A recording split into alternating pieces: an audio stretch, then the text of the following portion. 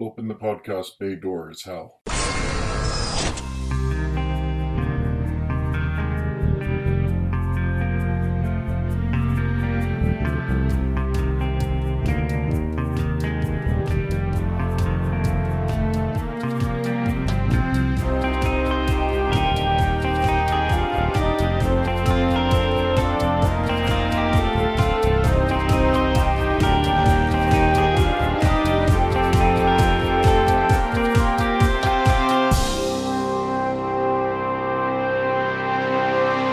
Hello everyone, and welcome to episode 191 of Welcome to Geektown. I'm your host, Kurt Onstead. We're continuing our Agatha all-along deep dive. After a little catching up on our own lives, which you can hear as part of the patron-exclusive uncut version if you'd like, we dive right into the latest episode. Take it away, past Curtain, Joel. So, let's get into episode 6, shall we? Before we even get into episode 6, my brother Aaron had a comment about episode 5. Oh, okay. He did not share this one with me, so go ahead and read it out. This was a verbal one. He didn't text it or email it or anything. We were just having a conversation. But he pointed out that episode 5 was a departure from the series, from the patterns in the show, from the road in a number of ways. But the primary one is that wasn't actually a trial. In what way did the situation that the Coven found themselves in test anybody's witchiness in any area? Exactly. Technically, Alice used her power to depossess Agatha? Yeah, but I mean, she already had her trial. Yeah.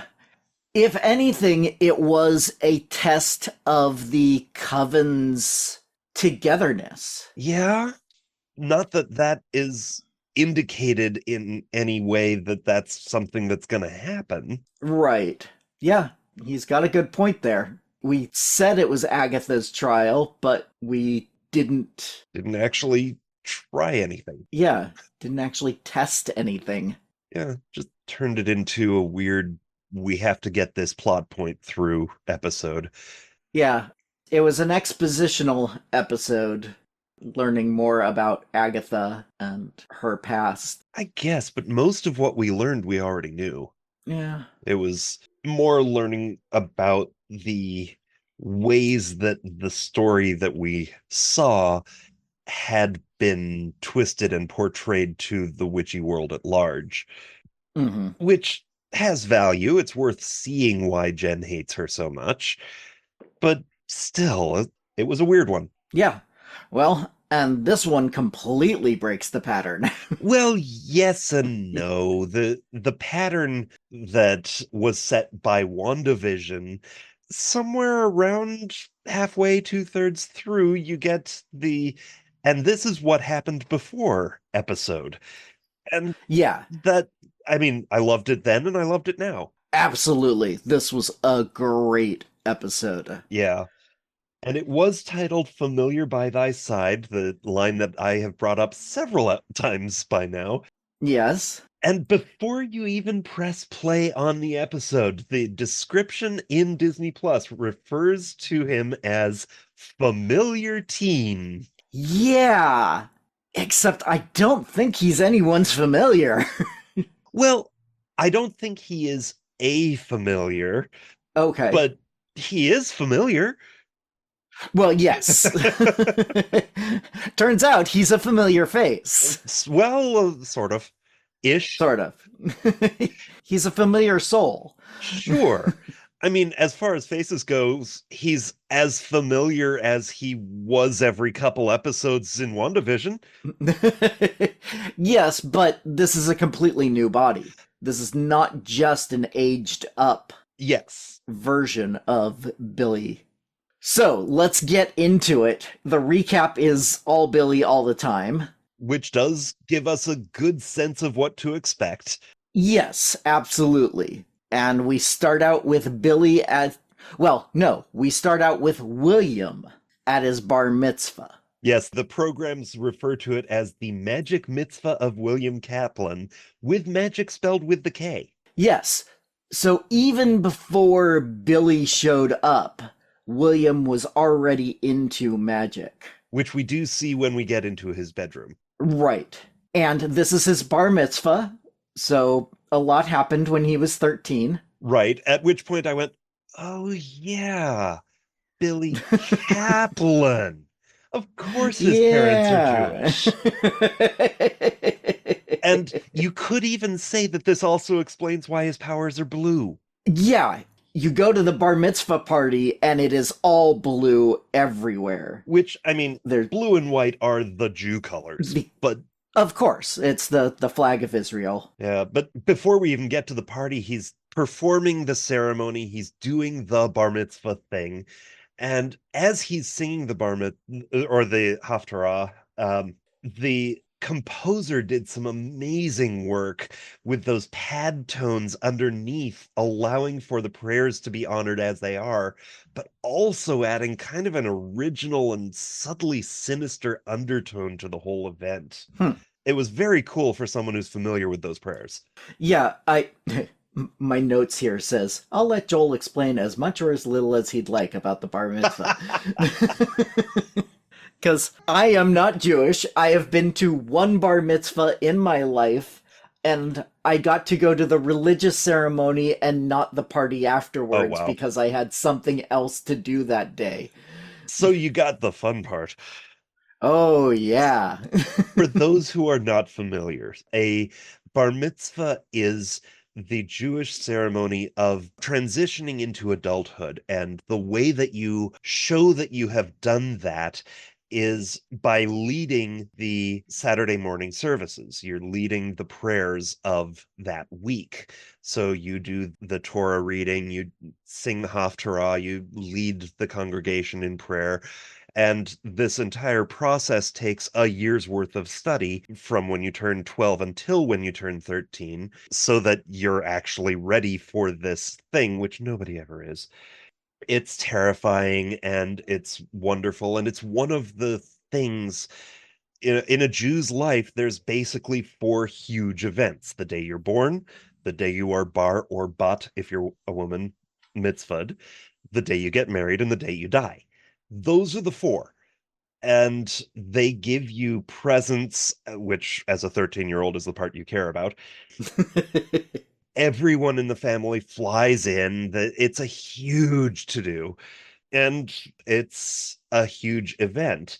Then after you lead the congregation in prayers, there is the celebration. There's the party afterwards, and that's when everybody congratulates you, and that's where most of your family's money went. Very much like a wedding, where that's where everybody gets to show off that they've done the best bar mitzvah in the congregation that year. Mm-hmm. Anyway, this is what we are experiencing for William, and it's very well represented. They did a good job with it, even though it's only a 45-second portion of what is the longest episode that we get at this show so far. Yeah. Well, we have a lot to explain, so it makes sense that this episode was the longest. So, yeah, once we get to the actual party, there's, of course, the dancing and the music and everything. Mm-hmm. But because William is into magic and such, they also hired palm readers. Which is a very strange choice for a bar mitzvah. I thought that as well. Even not having the Jewish experience myself, I was like, that's a bit of a dichotomy there. Yeah, I mean, not only is it a crashing together of 2 religions, but it's just weird. Most bar mitzvahs or bat mitzvahs that I've been to, the party has the food and it has the music and dancing, and maybe somebody splurged to get a caricaturist or something. It's not really a thing where you bring in a palm reader. It's odd. Yeah, but that is their entertainer of choice rather than a caricaturist or balloon animals or whatever other. Sure. And sure enough, who's behind the curtain but Lilia? Which, of course, gave me a very slight eye roll. It was one of those, oh, it's going to be one of those episodes where we briefly connect everybody in the show to the mysterious character's past, which of course it is, but they Yes. handled it well. I thought they did a good job. Yeah, they tied everyone in fittingly, I think. I agree. They all matched with where they are in their lives. Yeah. And it does bring up this, wait, why did nobody recognize him? Things, but at the same time, we find out this is 3 years before the first episode of this series, and people's lives have gone on. They interacted with him for a minute or two each, and moved on with their lives. If at all, one of them didn't interact with him at all. Right. Yeah, it makes total sense, especially if you consider those 3 years were between 13 and 16 for him. While they didn't get a different actor for the 13-year-old role, and so he looks identical. In real life, the difference between a 13-year-old and a 16-year-old is significant. Yeah. So it makes sense that they would not recognize him necessarily. Agreed. So let's get into Lilia's reading here. She sees a long journey ahead, and I think this first bit is her just kind of playing the role of the mysterious palm reader. Exactly. But then once the electricity crackles and she sees his lifeline is broken in two, then she gets serious. Yeah, absolutely. So many of the interactions in this episode are so much fun. Your lifeline is broken in two. Well, that can't be good. Well, it can mean personal growth, important life changes. It can also mean schizophrenia. It could... As someone who actually did study palm reading around the same age that Billy is right now, I thought it was interesting that they showed us a palm of someone who has two lifelines. Oh, nice. It actually was broken in two. The lifeline is the line that goes from the edge of your hand between your index finger and your thumb and curves around your palm. And in the middle of that, he actually has a second line that parallels it. And that is the second lifeline that is broken in two. Oh, that's very cool. And we get our first reversed card. We do. From Lilia, which is nice that they finally verify that she will say reversed when it is reversed. Yeah, and this is the tower reversed. Yes, which I found as meaning resisting change, averting disaster, avoiding tragedy, delaying the inevitable, and avoiding loss. That's basically what I saw as well, and it's a very interesting thing for her to have read at that moment, especially if it's the way that you interpreted her tarot readings of being a reflection of what she sees right then. Mm-hmm. I'm not sure how that applies to that second. The only thing I can see in there is a little bit of... She asks, do you want to look back or do you want to look ahead? And he's like, ahead, I think, but don't tell me too much. I don't want to know. So there is a little bit of that boy still being like, I'm not ready for what's next. Yeah. Or it could even be the gap between the breaks in the lifeline is there is a major change coming and you are not going to go through that transition easily. Yeah, that's true. And all of this creeps out William and he leaves, even if the vibe is early Argento. Mm-hmm. Are you familiar with Dario Argento? No. So he's an Italian horror filmmaker. He did the original Suspiria movie, which has recently been remade. John Carpenter referred to his work as being a large influence on Halloween. He worked with George Romero on Dawn of the Dead. And yeah, Suspiria was the first of a trilogy about the three mothers, three ancient witches residing in three different modern series. Inferno and the Mother of Tears were the other two, coming out much later. Mother of Tears came out in 2007, where Suspiria came out in 1977. Wow. In the horror world, he is a very influential filmmaker. Okay. And Lilia kind of comes back into herself and she gives that, enjoy the now, baby. It's the only thing that's certain. She is such an interesting character. I love She her. is so fun with the way she speaks. Mm-hmm. But I think she has another out of herself moment when she makes the sigil. That was what I thought the first time. Second view, I don't know that I agree with that. It definitely looked like she was in one of her trances or something, but Mm-hmm. it really looked like she knew what she was doing until she dropped the sigil into his jacket and it took effect. At which point, Oh, the sigil impacted she her too, and she couldn't forgot remember her. who it was. That makes total sense. Okay, yeah, I hadn't put that together, but that makes sense now. Yeah, but it did take me by surprise that she was the one who cast the sigil. Yeah, And it does make me wonder what she saw that inspired that need. We may or may not ever know. that's true. I feel like she saw Billy and said, he's gonna need protection for a little while. I guess. It's a possibility, and it's left open, and I think that's appropriate. Yeah, absolutely. So, yeah, she puts the sigil in his jacket. Then she forgets everything and looks, and why is there a jacket in here? And so she pulls it out of her tent and brings it to the first adult she sees. Some kid left it in here. I have no idea who. And William, of course, has gone back to the party and wants to dance out the stress of having just had that experience, but does not get the chance. No, because something is happening with the anomaly in Westview. And that sucks as a way to end your bar mitzvah. But as much as it sucks for that to be a way to end your bar mitzvah, I mentioned that bar mitzvahs are the service. They are the religious ceremony that Mm-hmm. generally either happens in the morning, so it's like 9 a.m., or in the evening at like 6 or 7 p.m.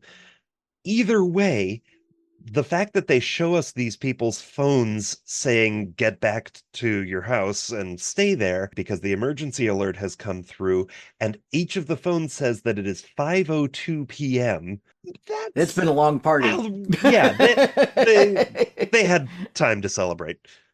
Yeah. You know, he got the Hava Nagila, he got up on the chair, Which is usually one of the last things at the party anyway. So yeah, that's fine. It wasn't broken up that early. Right. So they're driving home, and I love the little bits of WandaVision you can hear on the radio. My wife and her flying saucers, my husband and his indestructible head. Was that all the way back from episode 1? That was episode 1, absolutely. What a strange thing to be broadcasting now. Well, I figure at this point, the hex is going all weird. Right. And so things are just broadcasting out without any context or without, necessarily being matched up in time to when they happened. All sorts of weird signals are coming out. Sure. Which, And I mean, among other things, this is the radio, not a TV. So, yeah. Right, yeah. Something's gone wonky, which makes sense for the last episode of WandaVision, which we find out in a moment is what this is. Yeah, exactly.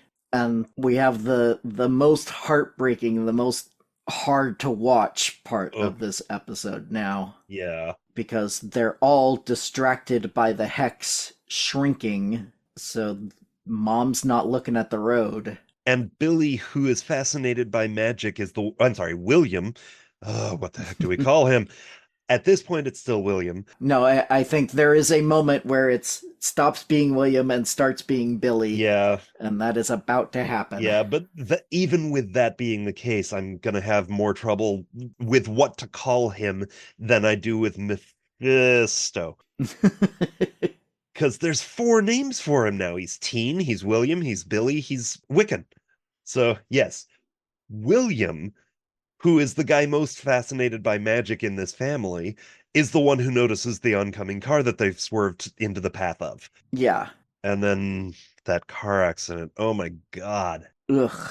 when they hit the tree, it hits right at William's door. Yeah. So he obviously takes the worst of it, Mhm. but it knocks all of them out, at least for some time. Right. And the parents wake up, but William is bleeding out, and we hear his heartbeat slowing Mhm.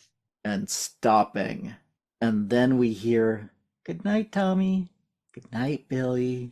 I found that interesting because the last lines we see the two twins say in the last episode of WandaVision are "Good night, Dad," and "Good night, Mom."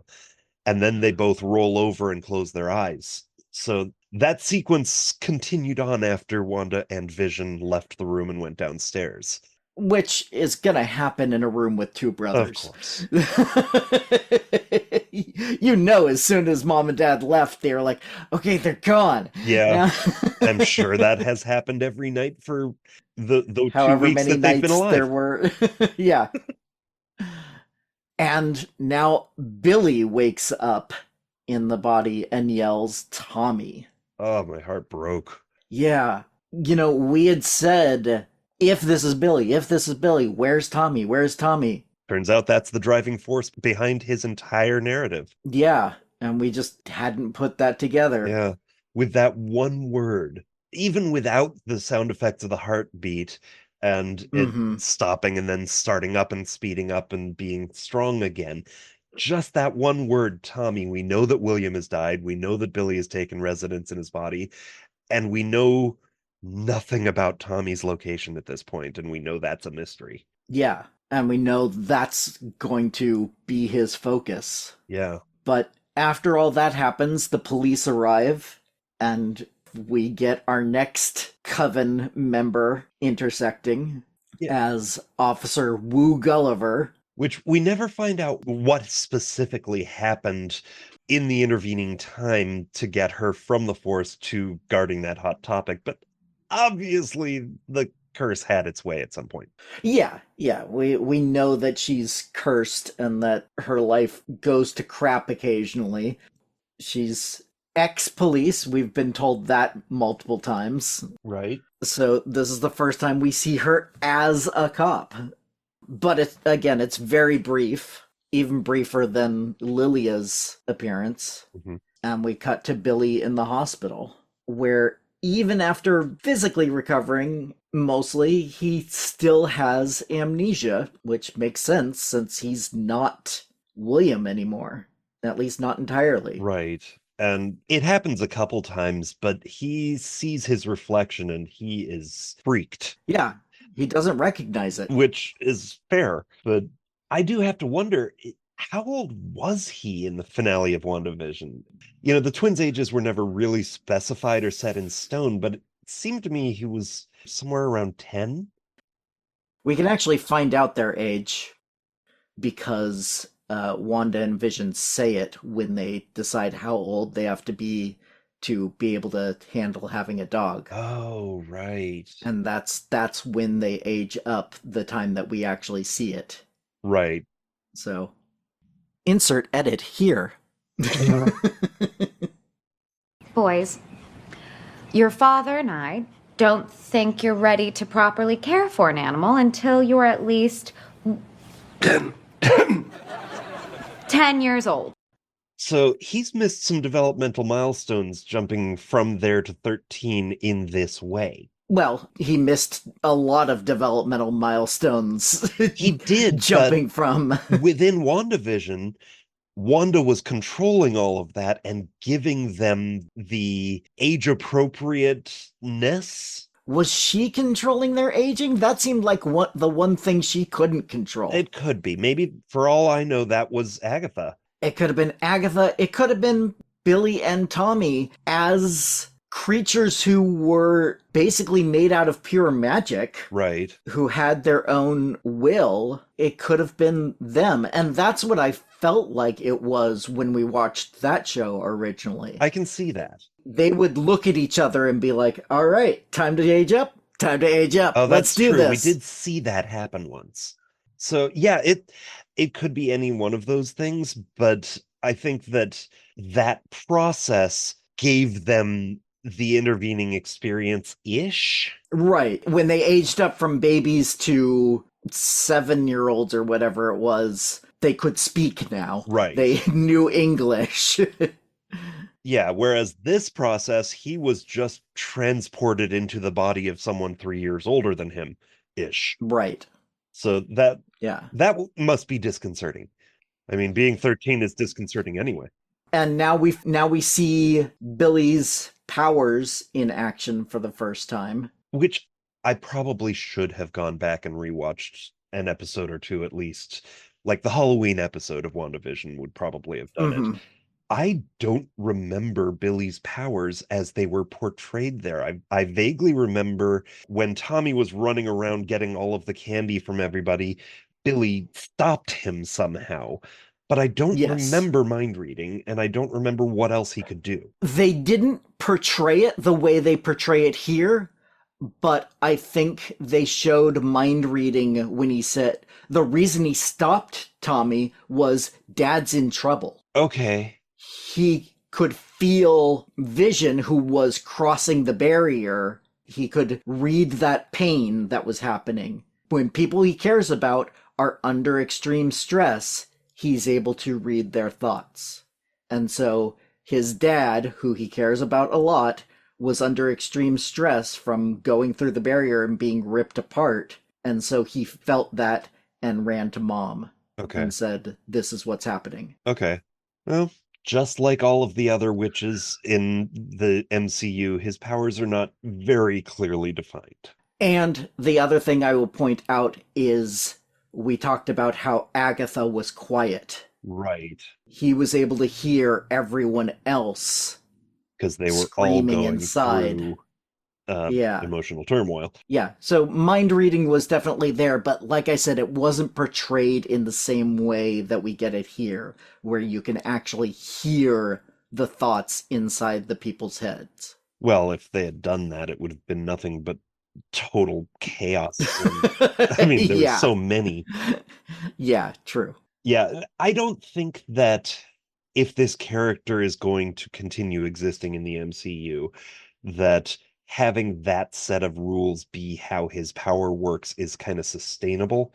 I think that at some point, probably off screen, he will have worked on it or something and developed it to be more something he can either actively control or passively affect him in different ways. Yeah, I would agree with that. It's similar to how they altered Scarlet Witch's powers from the comics to the movies. Mm-hmm.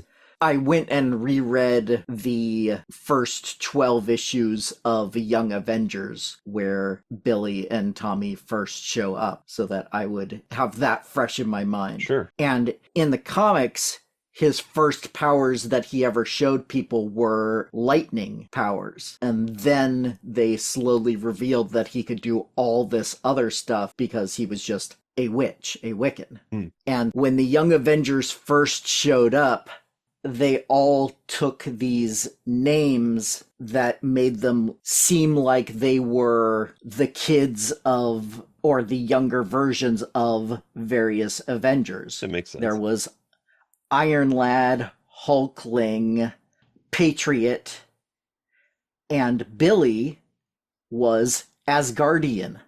Interesting. Because he could do lightning. Ah, okay.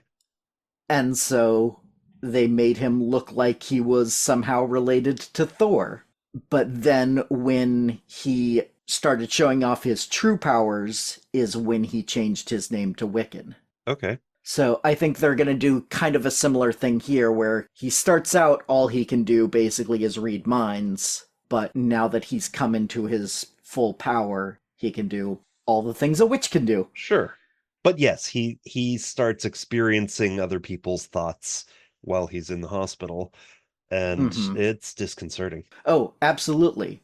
And it happens again when he gets home. And that's when he starts really freaking out about it. Please stop, please stop. Oh my God, that was freaky. Yeah, stop worrying about me.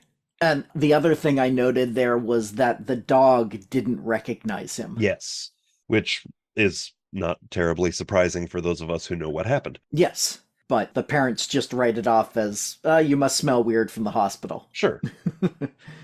And now we finally go up to William's room. Right. That Billy is now taking over.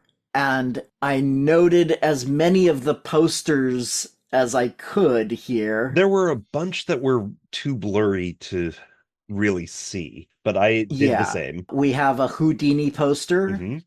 We have the requisite Disney properties. Yeah. Before we get those, we pass over one for Assateague Island, which is a real place in Maryland. So that must have been from some sort of trip that they took as kids. Or when he was a kid. Right. And then, yes, the Disney properties are Alice in Wonderland. Then between Alice in Wonderland and Black Cauldron, which was a nice little shout out to a Disney movie no one usually remembers. Right. Was a poster for the Wizard of Oz book. That was the old cover. Wow. The original artwork that was on the cover of the books back in the days. So there was that. There was Bedknobs and Broomsticks. I missed that one. And the Goofballs. Yes, they Greeked out the non-Disney property. I loved that so much. That was awesome, with the right font for the Goonies and the right for the Goonies. It's just not. You could tell it was the Goonies, but it was like, we don't own the rights to the Goonies. So... And then there was a second Houdini poster that I saw. Did you catch any that I missed in there? Nope. All right. So yeah, that's our 360 around the room. Billy picks up a picture of him with his parents. Which was an interesting photo, because, I mean, they're on the ground looking at the camera, but nobody's holding the camera, so somebody else took that picture. I mean, it's a nostalgia where impromptu flopped on the ground in some kind of vacation or something. Who took that photo? Whatever. Yeah, this could be before selfies. You said, hey, do you mind taking a picture of us?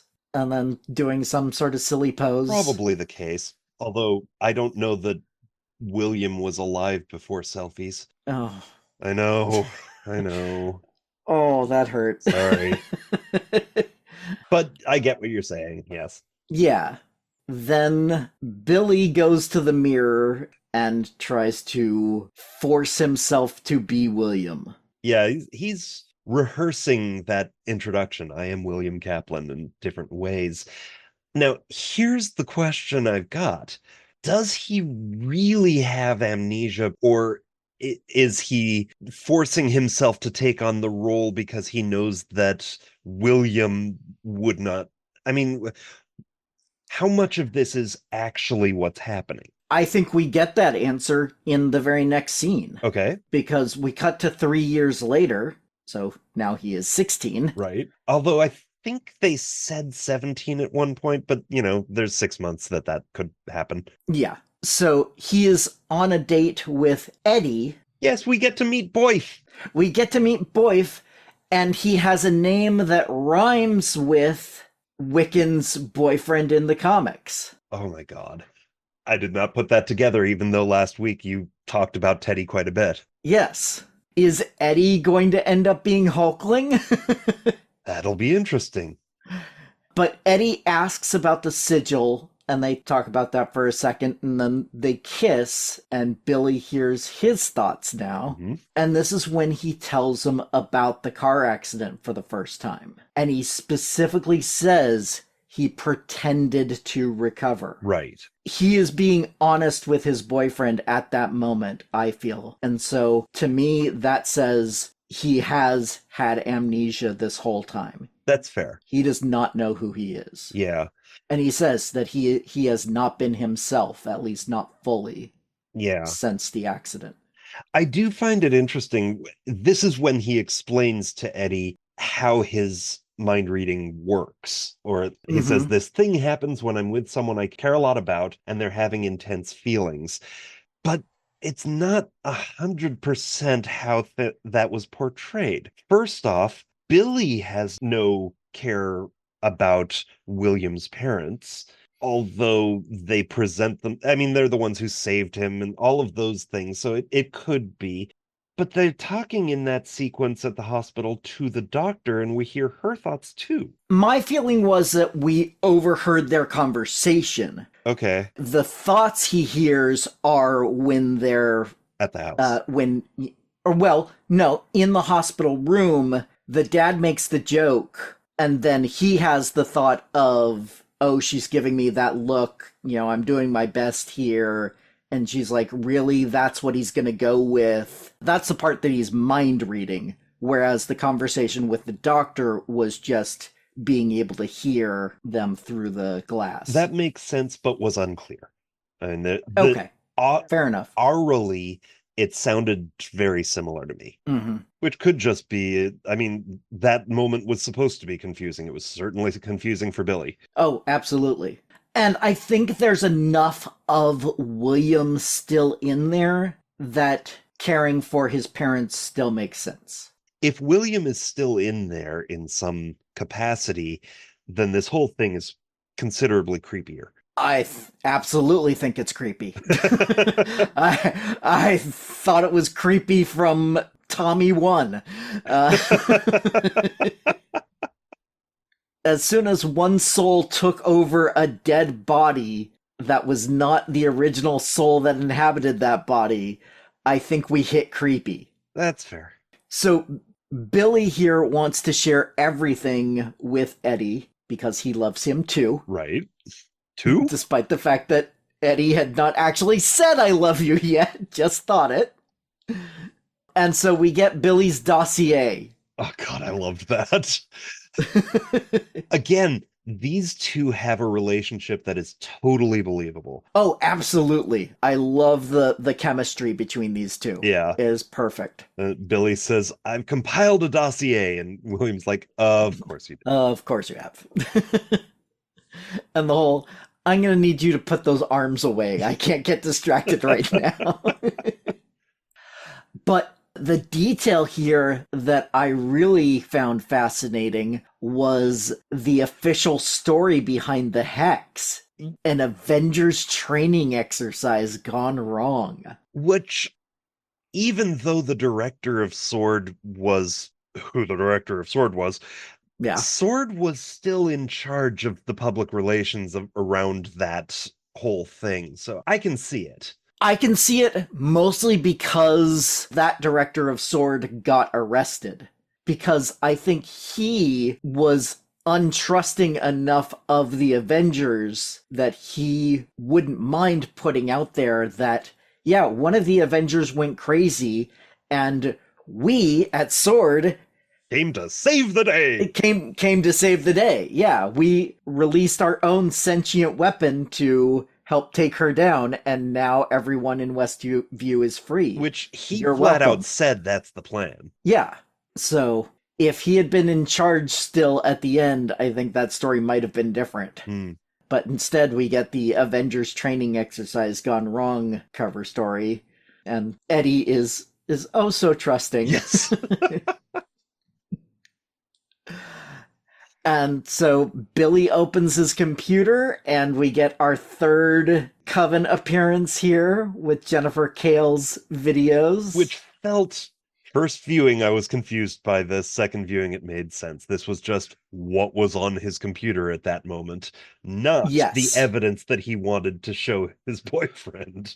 No, that was just the other tab he had open because that's what he had been looking at last time he had his computer open. Yeah, and easily distracted. Look at her skin. That level of flawless should be illegal.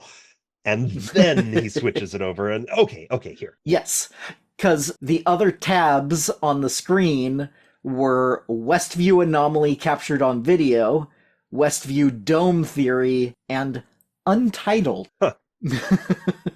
Well, the 16-year-olds have a right to their privacy. Well, yeah, fair enough. So, yeah, he points out the sigil, or the rune, on the dome. Which I thought that was fascinating. He's looking at these runes from the battle that Agatha and Wanda are having, that Wanda's flinging at the dome. and he's looking at them backwards from the outside, because that's where the video was taken from, and he's recognizing them. Well, I figure at this point he's been doing lots of research. I agree. And so he probably searched for that image, and as we see later in the episode, image search is very good in the MCU. Well, I mean, it's probably powered by a version of Jarvis. Yeah, exactly. But additionally, we also see some of the things that he's pinned up on his walls later, that he has been studying these runes. Yeah, absolutely. I mean, it all started with the sigil. Mm-hmm. So, of course, he's going to be looking for other magical symbols. Absolutely.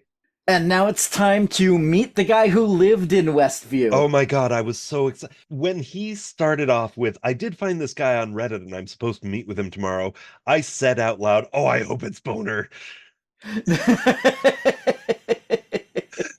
And he showed up and I did the full two-armed fist bump with yell, yes! Boner does not look healthy in this in this scene. Nor should he. No, he has gone completely paranoid. He is apparently Randall Boner, not Ralph. Yes, you can call me Ralph. Randall! Call me Randall! Randall! I'm Randall. Kind of the opposite of... Sharon. Well, yeah, exactly. Mrs. Hart / Sharon knows who she is. Right. She is very... she has no problem making that delineation. She knows, I am Sharon. Mrs. Hart is what Wanda turned me into. But because of the crystalline possession, as it was called in WandaVision, Randall / Ralph went through a different experience. And it's entirely possible that his experience was, or rather his reaction to his experience, was impacted by, he could have had the Wanda possession and the Agatha crystalline possession at the same time. That's a totally different layer of complexity going on in his brain. Yeah. So in his paranoia, he has to check the kids for a wire. Yes. Which, totally valid question. From who? Sword. Oh. Yeah, there's a lot that goes unsaid in this conversation, and a lot that doesn't. Yeah. And speaking of things unsaid, after he tells them about the hex, he thinks, please don't ask about Agatha. Please don't ask about Agatha. Oh, God, he's got so, of course, serious PTSD. Oh, absolutely. And for good reason. Oh, yeah. William is asking some questions that are very clearly leading up questions about superhuman abilities. And Ralph, who is very clear, I remember everything. He does not talk about his super speed that he had while he was in the hex. Yeah, we still don't know where that came from or why or what happened to it or how that worked at all. Yeah. I mean, we know why Agatha needed him to appear as Uncle Pietro. Yeah. But witches can bestow super speed? Yeah, apparently. I guess. And then, of course, Ralph's remembering everything perfectly should at least have some kind of acknowledgement other than just, what are you talking about?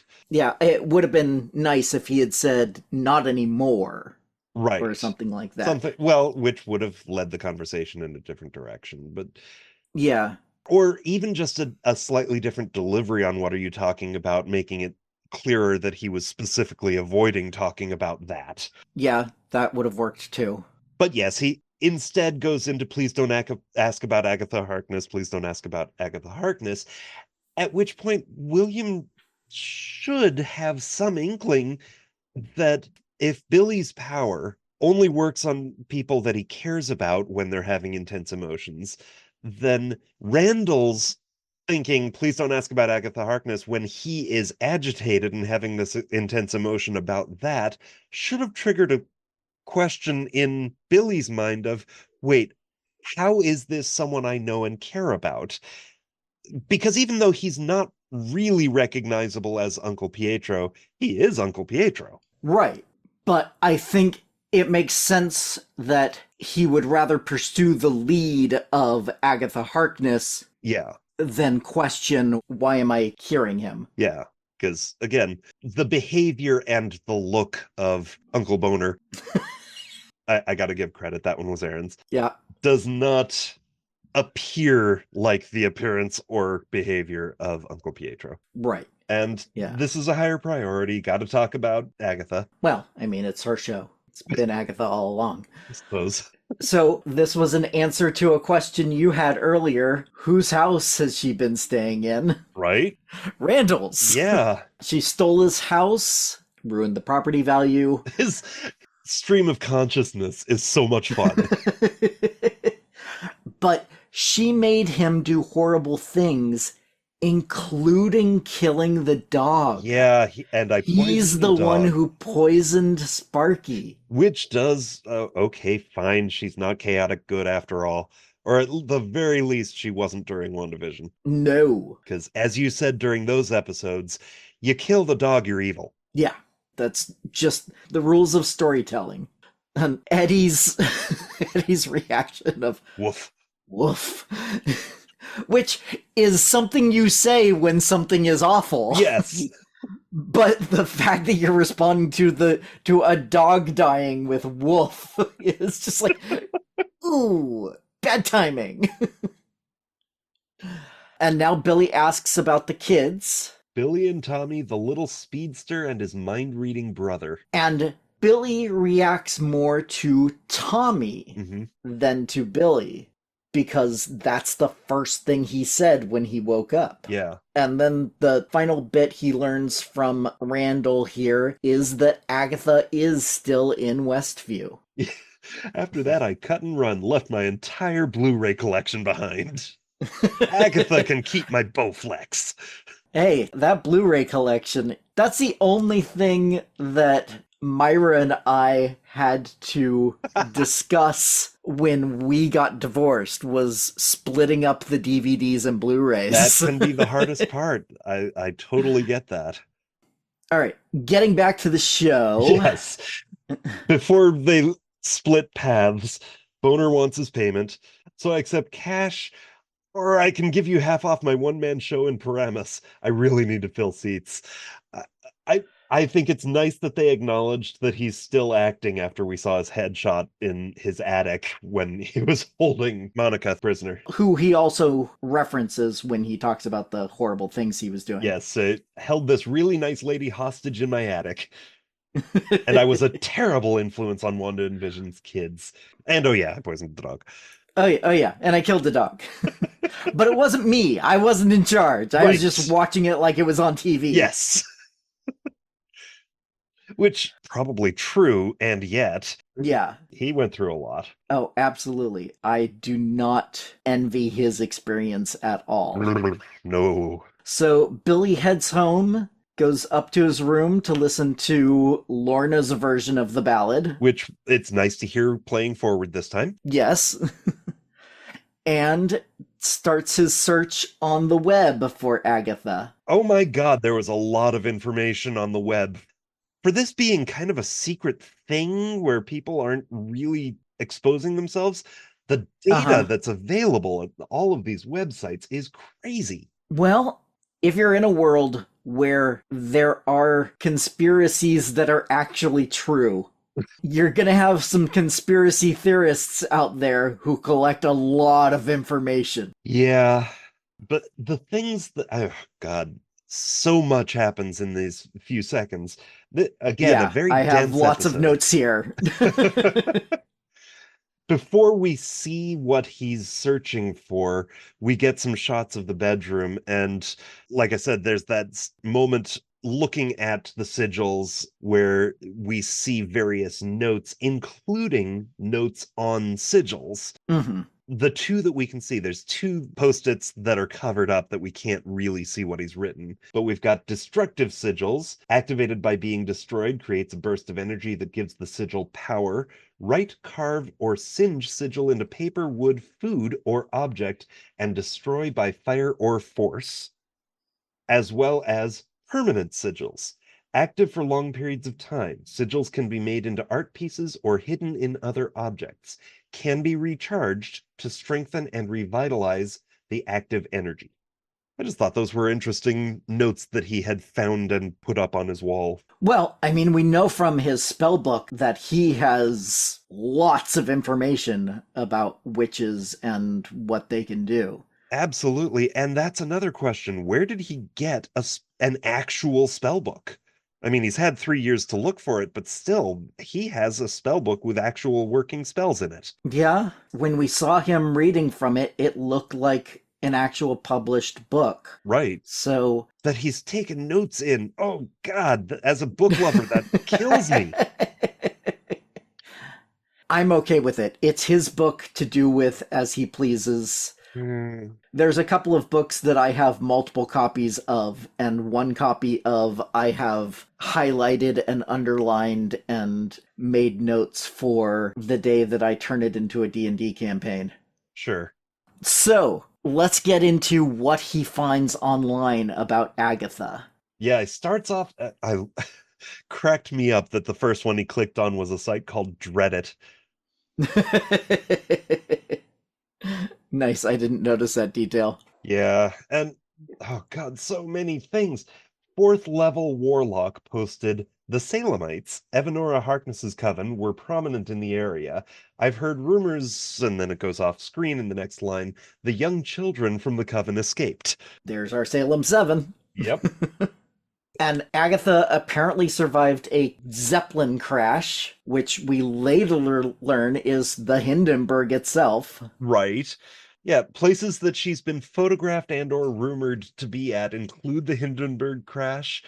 I loved that when he did the photo search, there was that one page where Dolly Parton reveals slapping her. Is this the real Jolene? Yeah. And one of the comments in there was, I'd pay good money to get slapped by Dolly. She is one lucky lady. Ah, man. Yeah. She was rumored to be on the Titanic. Yeah, so at the comments at the Jolene page is where we link to Bruhapedia. Another great name. Yes. There's a few names on there other than Agatha and maybe Abigail Adams, who happens to be the name of John Adams' wife, the 2nd president of the United States. Interesting. Other than those two, all the other names I could not find either Marvel or real people that they connect to. Okay. They might be production crew assistants members. or whatnot. Yeah, exactly. But it's just some other people whose first name starts with A, because they do it in horrible alphabetic order. Yes. And the first thing at the very top, and it's kind of blurry, for Agatha's entry is son, name unknown. I missed that. Interesting. And then we get last seen in Nashville, Tennessee, 1973, which is when Jolene was recorded. The pictures that suggested she might be the real Jolene were listed as having been taken in 1972, so that makes sense. Okay. Seen at various points in early mid-20th century, and the Hindenburg and Titanic are specifically noted, which makes me wonder, does she just have really bad luck, or is she supposedly causing these things? Who knows? Yeah. But I think it could be a combination. If you are... God, when he scrolls down and we see the fun facts about Agatha... You're really stretching the definition of fun here, yeah. But okay. Murdered her entire coven, possesses succubus powers. Nickname is, quote, witch killer, exclamation point, end quote. Yes. Only known survivor of the Witches' Road. If those first three, murdered her entire coven, possesses succubus powers, and her nickname is witch killer, with an exclamation point, wherever you go, if you happen to run into some of the witches that are within a 3-mile radius of you, you might be attacked. At which point, things that could be blamed on, say, an iceberg, might happen around you. So it could be luck. It could be that she's causing it, or it could be that her luck is causing other people to cause it. Right. Her reputation makes it so that wherever she goes, she gets into conflict and thus collateral damage. Yeah. And she has made it clear that at least the outward persona that she portrays to the people around her does not care much about collateral damage. Yeah. Although the person that she was when she was fighting with Wanda at the end of WandaVision, she was pretty clear about her opinion of that. True, but she's been around for centuries, so her attitude may have shifted over the years. I can see it. The last blurry bit on the screen here is folklore references. Interesting. It is said certain children's book make reference to Agatha, and then it falls off the screen. I wonder what book that would be. We know it's not Hansel and Gretel. No, I think it's Wizard of Oz. They have made a number of references to that property, including the ending credits. Yeah. I think she's the Wicked Witch of the West, or East, or something. Well, East was the one who got crushed by a house. And in WandaVision, she got crushed by a house and we saw only her boots. This is true. If they end up giving us what that is, I think that's what it's going to be, but we'll have to wait and see. But when Billy reads The Witch's Road in the website, the song comes up into the mix again. Mm-hmm. And Billy reads a little passage that says, "At the end, a witch may find what's missing." And then he looks over at his notebook where it says, "Tommy, missing." Yeah. Just in case you hadn't put it together yet. Well, you know, sometimes you have to say it louder for the people in the back. Yeah. And so Billy drives off to Westview, and this was amazing. We asked for this. We did. In episode 1. We said, we want to see this from the outside point of view and find out what happened and what was real and what was imagined and all that. Oh, and so we get much fun. a lot of it here. Yeah. Which I was so happy about that. That was great. Oh, it was funny and informative and all of that. Now, before we get really into that scene, Billy's looking at the book again, and he knows he needs a personal item for the release spell. I looked at that page, I paused on it, and there's a lot of information about the release spell, but really nothing noteworthy, nothing interesting. Mm-hmm. The most interesting thing about that was something about it being most effective in the waning moon, and there were some handwritten notes about that being 3 to 7 days before the full moon, as well as notes about the waxing moon will slow the spell. But other than that, it was just fairly dry prop work. Okay. Now, at this point, Billy gets a text from Eddie, and in that text conversation, Eddie says to Billy, "You're my," and then puts a black heart emoji. I did not put that together. Oh, man. Interesting. So, when Lilia was writing down the names of the coven, He was did one of she them. put a black heart because she couldn't write Billy's name because of the sigil? Oh, that makes total sense. That is very clever. Wow. Which, if this is true, the "I have a heart, it's black, and it bleeds for you," or whatever Rio said, the whole black heart theory is out the window. Right. Red herring. A Mephisto-related red herring. God damn it, Marvel.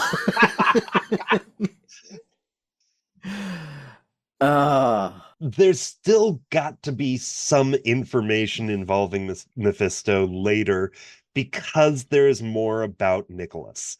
True. There's going to be more about Nicholas in this show. Yeah, you're right. Anyway, back to the action here. Mhm. He breaks into Agatha's place and he finds the brooch and recognizes that as a personal item, Right. and then immediately knocks over the lamp. Now, in that sequence, before he goes up to her room, Mm-hmm. he looks through the window and we see Agatha talking to Agent Vidal or whatever it Rio. was. Yeah. Rio. We do not see Rio. True. I'm of two minds on whether or not she was actually there. I think it's entirely possible that she was actually there and having a totally different conversation than what we saw based on what happens in this sequence. Oh, absolutely. Although she says enough in the original episode that is trying to point Agatha in the right direction, that it could be a lot of what she was saying was pretty much what she actually said. It could be, but not all of it. Right. As we see later on, there are things that Agatha of Westview actually hears. Yeah. But yes, he goes up, finds the brooch, he breaks the lamp, and takes off. And that chase scene goes way differently in real life than what we saw. My notes say, gets chased, but they're both so much worse at this than what we saw in the first episode. Yes. Stop. I'll stop if you stop. Ah, cramp. Cramp. The cramp got me so hard. And then he runs into Sharon's car door as she's opening it, rather than being run over, which is much more reasonable for Sharon to not really note it next episode. Absolutely. And of course, hooligan. Yeah. But that's what knocks him down long enough for Agatha to catch up, or Agnes to catch up, I guess. Right. So many names. And we cut back into the inside of, well, I guess we should say Randall's house. Right. And she's wearing Randall's clothes. She Yes, is wearing a boner family reunion shirt with so the funny. catchphrase of pitch a tent. Yes. And her sidearm is the spout of a garden hose. Yes. Oh, so hilarious seeing all of this, this interrogation scene without the illusion. Hallucination around it. Yeah. Which we got a hint that it was going to be like that if we ever saw this sequence when she tried to get into her car. Yes. And that's not a car. No. Now, in the interrogation scene, when she is saying, you don't want to poke the bear. No, I don't want to poke the bear. You don't want to poke the bear. I do not want to poke the bear. I think at that moment, I went back and watched it a couple times. I think Joe Locke is having a hard time not laughing at that moment. I wrote that down too. I said he's barely holding his giggles in, which I only caught because I paused for my own giggles. And I think it's the actor at that point and not Billy. I totally agree with you. So I would love to get a gag reel of this show, which we're probably not going to get because they haven't done it for any of the other shows. But you never know. They gave us this. Yeah. And his line, detective, that's not what I was expecting, but I can totally see that for you. It's not like he knows her. He doesn't know her, but I assume that he's done more research than just what we saw on the computer screen. So I think it's reasonable to assume that he has done, to use my own phrase, a deep dive on Agatha. Yeah. I mean, it's not just my own phrase, but, it's the title of the show. So now, one last moment that cracked me up was the pen clicking. Oh, God. That was not... that was fantastic. It's up. There you go. That'll work. That won't work. No, that won't work. Okay, you know what? You do you. That one also cracked me up. Just before that, his line, "See, I feel like you've typecast me as the mouthy teen who didn't actually kill the victim, but is guilty of some other B-story crime." The fact that that's exactly what she did was great. Oh, yeah, yeah, he is calling it word for word. Now, the spell starts to break with the flowers, just like we saw in the first episode, and he starts chanting the release spell. Now, I went back to the first episode to watch this scene again to compare. There's something we didn't notice the first time. What's that? The chair changed to what he was actually sitting in when he's chanting. Interesting. It's the big padded chair that you would see in a house, as opposed to the fold-out chair that you get in the police station. Which was another great moment in the interrogation when she kicks over the chair, but she's actually just kicking kicking the yeah. Just, ow. Can we not with the violence here? So, yeah, it was subtle because it just cuts to that and then cuts away and cuts back to Agatha. And then when you see him again, he's now in the interrogation room chair. But yeah, he was breaking the spell and you saw him sitting in the real chair he was sitting in that first episode. That's cool. But yeah, he starts chanting the release spell, and so Agatha ties him up and gags him, and then we cut to the next morning. There's that fantastic line as she's dragging him, and he says, "I do not want to go back in the closet." Which can have multiple meanings. Well, I mean, he hadn't been in her closet prior to that. I think it was the one that you think. You say that, but I think sometime between when he was knocked down from the car and when he was put into interrogation, he may have been stuck in the closet for a little bit. All right. Probably while she was driving to the police station. Okay. Because there's no back seat that she could have put him in. Right. Anyways, we get the next morning and we finally get to hear what he was saying when the sigil was blocking our ears, which implies that we're witches, but whatever. Yeah, it was from her point of view when... I know. Yeah. I just like thinking that the MCU wants me to be a witch. Yeah, I'd be fine with it. Sure. What's your color? I know mine is purple. A deeper royal purple compared to Agatha's. Right. Yeah, mine's probably kind of a aqua-ish. So anyways, who are you? My name is William Kaplan. Say that again. I'm Billy Maximoff. This is the first time that he fully acknowledges who he is. Mm-hmm. Thinking back, because I didn't at the time. Yeah, go ahead. But thinking back to the sequence of events that happens after he says that, because he doesn't know she can't hear it, her reaction is a little strange. True. I'll have to go back and rewatch that second episode again. But if that's what he said, her reaction doesn't really meet it. But again, that's such a minor thing. Yeah. And now we finally finished our flashback here. Right. And Agatha just pulls herself out of the muck. That was almost word for word what I wrote down. And her beautiful costume is ruined. No more swishing. Yeah. But my question is, if she can do that, why couldn't Lilia and Jen? And it's possible that they will have. Hopefully, because I like both of those characters. Right. Especially Lilia. Right.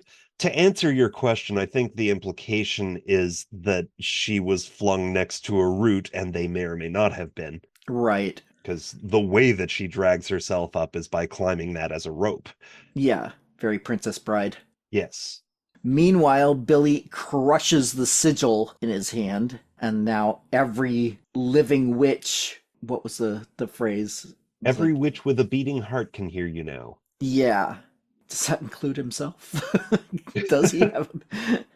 He must, because the doctors said he's physically fine. Right. But what is she implying at that moment? Is she just saying that you're no longer hidden from which kind? Is she saying that he's somehow broadcasting? I mean, it's probably just that she's reminding him that he killed their companions. Right.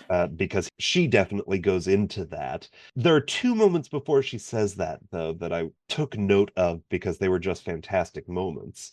Mm-hmm. The first was when he asks, "When did you know?" And she said, "I had a feeling when we first met. Even with a sigil in the way, you and your mother have the same tell." Yes. To which he says, "Which is?" And she says, Very "Very inconvenient for you. But it does beg the question, what is the tell? And I didn't catch it. Did you? No, I was hoping you would have some theories, because I got nothing.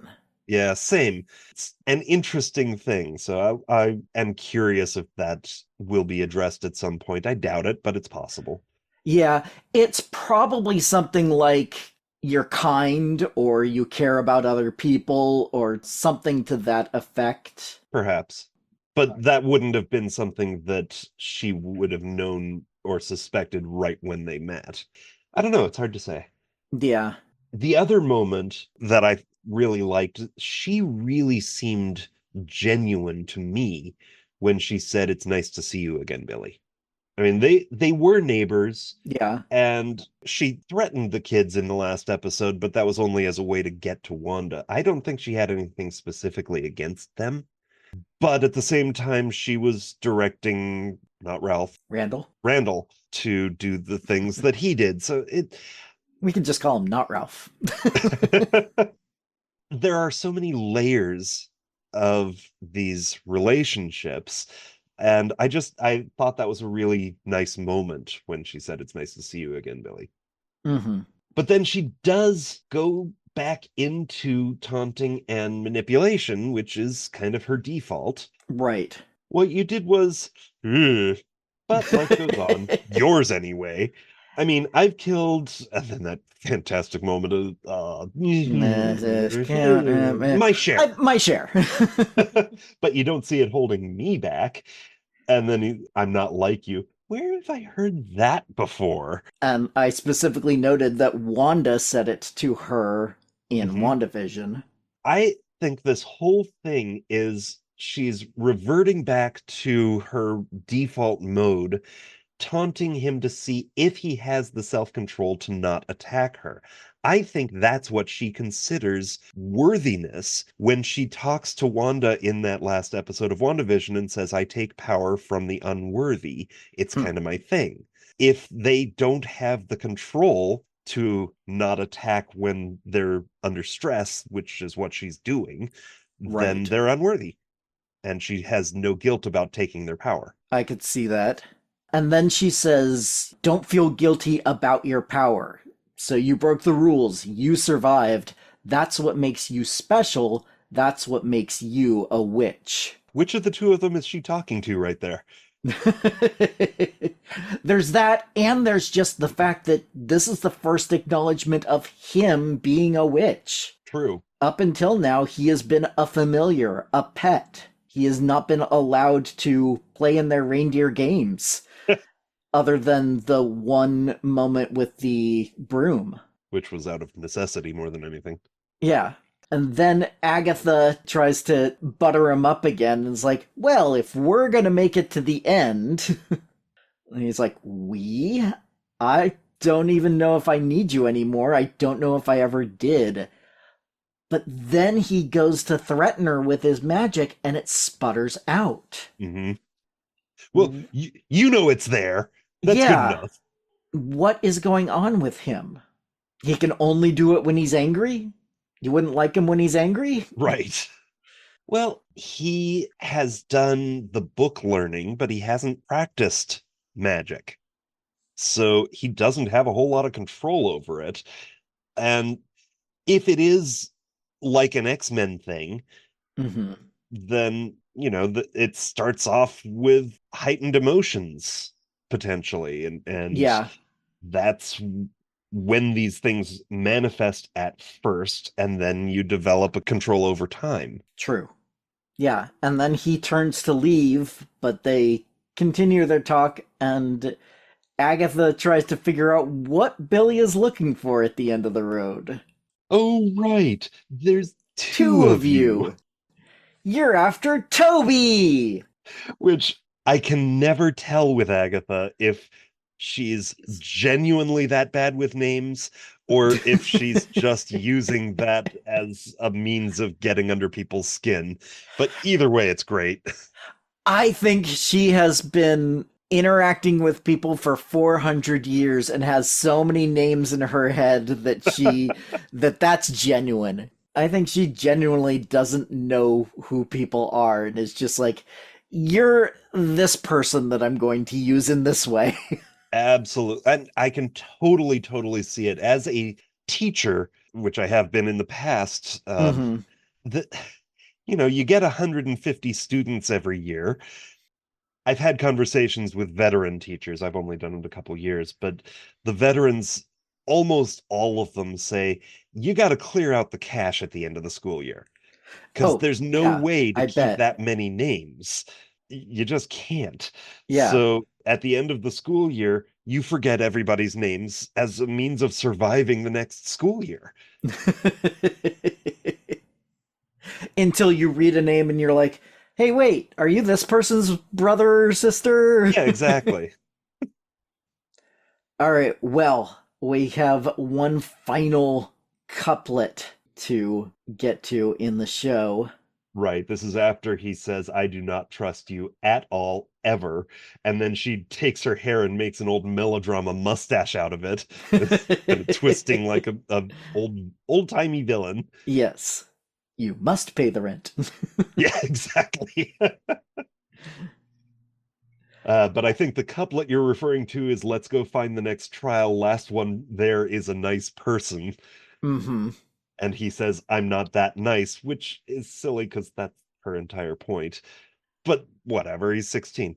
But up until now, he has been that nice. True. I think this is him growing up and getting cynical in a way. I can see that. He is becoming more Agatha-like. He still has amnesia. He doesn't remember being raised by either Mrs. Kaplan or Wanda. True. And so, other than the 3 years of living with the Kaplans, his biggest female influence has been Agatha. Yep. For better or for worse.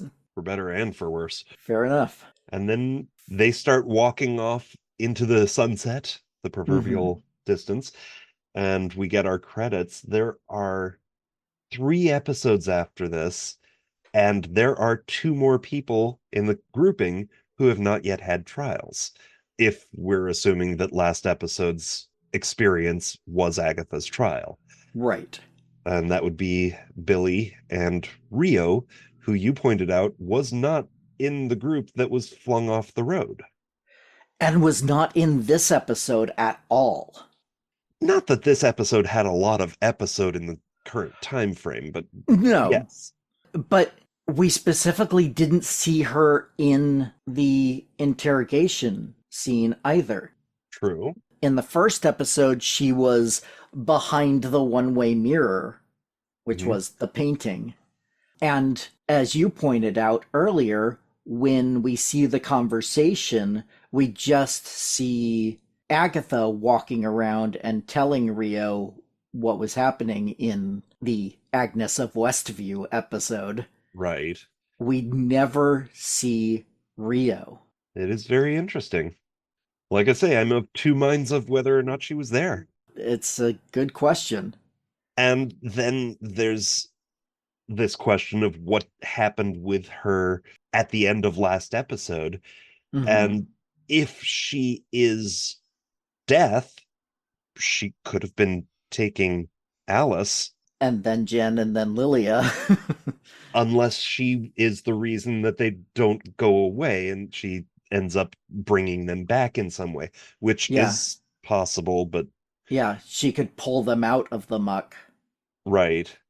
There's a lot of question marks, as is often the case with both of these series.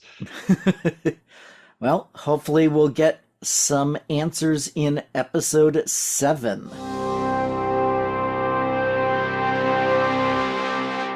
That was basically where we ended the discussion, other than a bit of mutual praise of the show in general. We've got 3 more episodes, or 2 more weeks, since the last 2 episodes will be released at the same time, and I hope you're enjoying listening as much as Joel and I are enjoying our talks. Remember, if you want to hear the uncut edition of our discussion, you can find it at patreon.com/welcome to Geektown, where it's only $1 per month to join. And if you want to share your thoughts on the episodes we've discussed, or have topics you'd like to hear about on future scripted episodes, you can email those to welcometogeektown, all spelled out, @gmail.com. Or you can go to the website, welcome to, the number 2 in this case, geektown.com, and click the Submit a Question link if you'd prefer to remain anonymous. Other contact options include facebook.com/welcome to Geektown, Twitter @GeektownPodcast, Mastodon @welcometogeektown @mastodon.social, or Blue Sky @welcometogeektown.bluesky.social. You can also help the show grow by subscribing and giving a 5-star review over on Apple Podcasts to join the Geektown City Council, which helps other people find the show, so we can all tell them, Welcome to Geektown. Population, us. Welcome to Geektown is written, narrated, edited, and produced by me, Kurt Onstead. Theme music is by Aaron Levitz, logo art by Archie Santana. All of their sound clips are the copyrighted material, their respective owners, and no infringement is intended, falling under fair use.